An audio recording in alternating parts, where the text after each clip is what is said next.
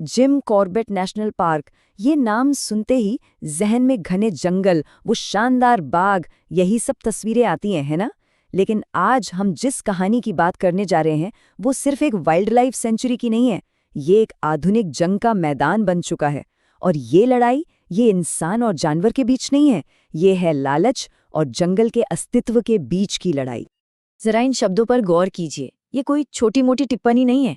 ये शब्द देश की सबसे बड़ी अदालत के हैं, सुप्रीम कोर्ट के। तो चलिए थोड़ा और गहराई में उतरते हैं और समझने की कोशिश करते हैं कि आखिर ये नौबत आई तो आई कैसे। और यही वो सवाल है जो इस पूरी पड़ताल के केंद्र में है। एक ऐसी जगह जिसे वन्य जीवों का घर होना था, उनका अभयारण्य होना था, वो अवैध गतिविधियों और भ्रष्टाचार का एक बड़ा अड्डा कैसे बन गई। आइए इस संकट की एक एक परत को खोल कर देखते हैं। तो देखिए, सबसे पहली और जो सबसे बड़ी समस्या है वो है बेलगाम गैर कानूनी टूरिज्म। इसने जंगल के पूरे मिजाज को, उसके किरदार को ही बदल कर रख दिया है। ये स्लाइड कॉर्बेट की आज की हकीकत को साफ साफ दिखाती है। एक तरफ वादा था शांत नदियों का, हाथियों के अपने रास्तों का, और दूसरी तरफ हकीकत क्या है? डीजे की धुनें, तेज फ्लडलाइट्स और आतिशबाजी। सोचिए, रामनगर जो पार्क का गेटवे है, वहां अब ये सब होता है। मेहमान डांस कर रहे हैं और बेचारे जंगली हाथी वो कंक्रीट की दीवारों में फंस कर रह गए हैं, अपने ही सदियों पुराने रास्ते पर चल नहीं पा रहे हैं। 44, ये संख्या वाकई चौंकाने वाली है। साल 2018 में उत्तराखंड हाईकोर्ट ने इतने ही अवैध रिजॉर्ट्स और होटलों की पहचान की थी। ये वो रिजॉर्ट्स हैं जो धीरे धीरे जंगल को निगल रहे थे, और इनमें क्लब महिंद्रा जैसे बड़े बड़े नाम भी शामिल थे। चलिए, अब इस कहानी की दूसरी बड़ी समस्या पर आते हैं। ये है इको टूरिज्म के पर्दे के पीछे हुआ एक बहुत बड़ा घोटाला, संरक्षण के नाम पर एक बड़ी लूट। कागज पर तो देखिए मकसद बहुत अच्छा लग रहा था, इको टूरिज्म को बढ़ावा देना, लेकिन असलियत में जो हुआ वो कुछ और ही था। ये प्रोजेक्ट हमारे संरक्षण के इतिहास के सबसे बड़े घोटालों में से एक बन गया। और अब ये देखिए, ये आंकड़े ना सब कुछ साफ कर देते हैं। एक प्रोजेक्ट जो शुरू हुआ था सिर्फ 27 करोड़ में, उसकी लागत बढ़ते बढ़ते 157 करोड़ तक पहुंच गई। और इस सबके लिए कीमत किसने चुकाई? हजारों पेड़ों ने, जिन्हें गैर कानूनी तरीके से काट दिया गया। ऐसा लगता है जैसे वन अधिकारियों और ठेकेदारों ने कॉर्बेट को कोई अपनी निजी जागीर ही समझ लिया था। शायद इस पूरी कहानी का जो सबसे स्याह पहलू है वो ये है कि कैसे सिस्टम ने खुद ही जंगल के खिलाफ काम किया। और यहाँ बात सिर्फ लापरवाही की नहीं है, यहाँ बात मिली भगत की है।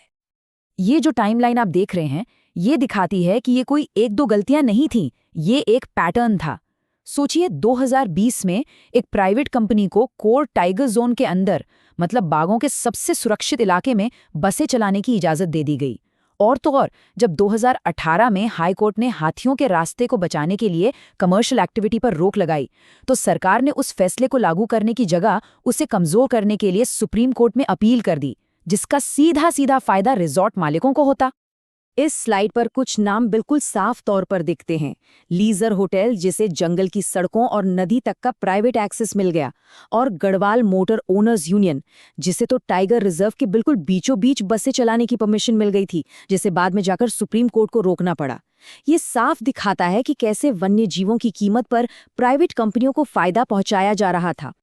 लेकिन जब सिस्टम फेल हो रहा था, तब हमारी न्यायपालिका ने, हमारी अदालतों ने एक बहुत ही जरूरी भूमिका निभाई, और ये इस लड़ाई का एक बहुत बड़ा टर्निंग पॉइंट था। यहाँ हम देख सकते हैं कि अदालतों ने एक सुरक्षा कवच की तरह कैसे काम किया। हाई कोर्ट ने हाथियों के कॉरिडोर को बचाया, सुप्रीम कोर्ट ने कोर जोन में बसें रुकवाईं, और फिर सुप्रीम कोर्ट की फटकार के बाद ही एनफोर्समेंट डायरेक्टरेट यानी ईडी ने एक्शन लिया और पूर्व वन अधिकारी की संपत्ति भी कुर्की। इसे कम से कम ये तो साबित होता है कि जवाबदेही मुमकिन है। और अच्छी बात यह है कि ये लड़ाई अभी भी जारी है। हाल ही में सुप्रीम कोर्ट के एक पैनल ने एक बहुत ही महत्वपूर्ण सुझाव दिया है। सुझाव ये है कि कॉर्बेट को एक साइलेंट जोन यानी शांत क्षेत्र घोषित कर दिया जाए, ताकि इसे हमेशा के लिए शोर और कमर्शियल गतिविधियों से बचाया जा सके।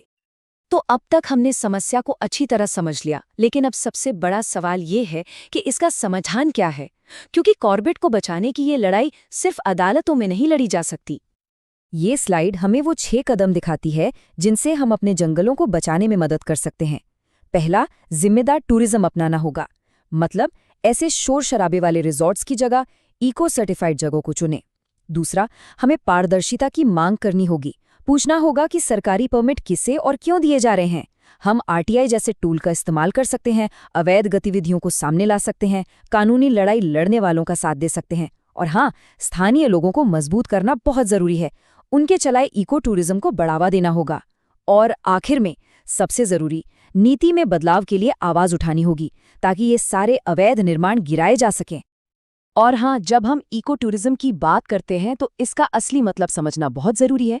इसका मकसद जंगल का सम्मान करना है, संरक्षण में मदद करना है, न कि उसे एक मनोरंजन पार्क बना देना, जैसा कि कॉर्बेट में हुआ। तो अंत में हम सबके सामने यही एक सीधा सा सवाल खड़ा है।